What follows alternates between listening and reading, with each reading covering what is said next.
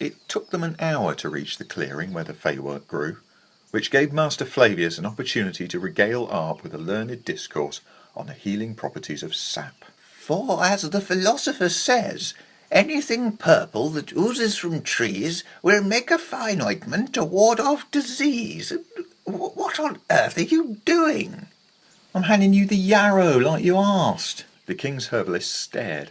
The yarrow? I said the arrow, you fool. Behold, I am holding a bow.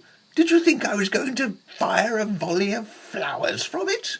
I wasn't certain, Master. Your arts are as yet beyond my understanding. Flavius harumphed. Just so. Now that you mention it, the healers of the Cappadocia tribe do perform medicinal rites wherein certain efficacious herbs are fired at the forequarters by means of a bow, or, when a bow is not available, they may be crushed into a powder and wrapped tightly in a broad leaf or a bit of cloth and then flung using a makeshift sling. Arp never knew how many of these bits of lore were actually true, but he found that he could avoid a thrashing by giving his master a chance to boast of his knowledge. He returned the yarrow to his knapsack, but left it in a pocket that he could reach easily. Yarrow was good for staunching the flow of blood from a wound, and considering what traditionally guarded the Feywort, Arp was sure they'd need it. He withdrew a single arrow from the sack and passed it to Flavius. It was unlike any arrow Arp had ever seen, carved with tiny holes along its length, and with brilliant, colourful feathers. Master, why don't you just keep that arrow in your quiver? Because it is a special arrow. I mustn't risk firing it in haste when pursued by a mundane creature. Arp opened his mouth to ask another question, but Flavius cut him off. You'll see soon enough. Now be silent and tread softly. They are near.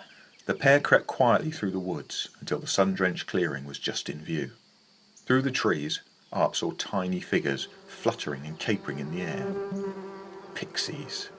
Horrible, swarming creatures whose needle-sharp claws and teeth could strip a man's bones clean in seconds.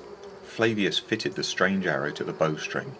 He drew the bow, aimed it at the clearing, slowly let the air out of his lungs, and released. As the arrow flew through the glade, the wind whistled through its holes, sounding remarkably like a piper playing a sprightly tune. The feathers caught the sunlight and held it, so they flashed and sparkled with rainbow colours even as the arrow sped into the darkness of the trees beyond. Drawn by the light and noise, the excited pixies cried out and flew after it. Instantly, the clearing was empty. Quickly now, we have no time to waste. Flavius ran to the centre of the clearing with Arp close behind. There, growing in a clump, was the Feywort. Its deep red leaves were dotted with silvery stalks, each one tipped with a drop of sweet nectar that pixies found irresistible. Sometimes the Feywort's leaves closed around an incautious pixie, drawing it into a hidden bell-shaped cavity to be slowly digested. As a result of its diet of magical beings, the Feywort's nectar could be used to make potions for curing wounds, attracting luck, repelling undead, breathing water, and at least 12 other impossible things. Arp pulled a shovel out of the sack and thrust it into Flavius' outstretched hand.